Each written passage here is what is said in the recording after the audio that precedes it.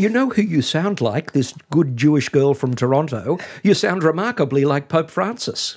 I really am very, very impressed with this Pope. I say that with all the caveats attached of disagreeing with him on, a great many things from reproductive rights to gay marriage. And yet he has become this incredibly important and powerful moral voice in the climate debate.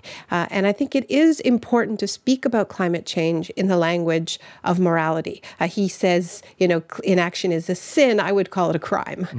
But it's certainly not, this kind of bloodless thing that, is so often discussed in, the way we talk about it in the press is like, oh, Tony Abbott is a climate laggard, he lacks ambition or something like that, as if this is just, he should try harder, like we're grading him at school. No, we're talking about entire nations disappearing beneath the waves.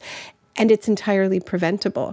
That is, whether you call it a crime or a sin, it's a moral crisis. The Pope, I think, invited you to take part in the climate change conference at the Vatican.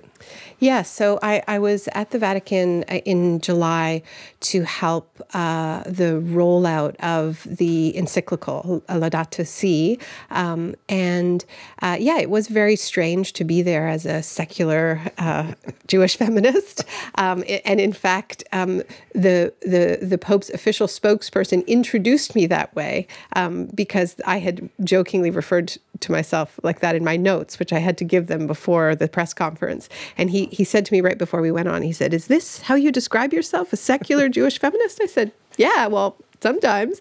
And he said, okay. And then he introduced me that way. And there was a woman there who she'd said she'd been covering the Vatican for 20 years, and she nearly died. She never thought the word feminist would come out of his mouth.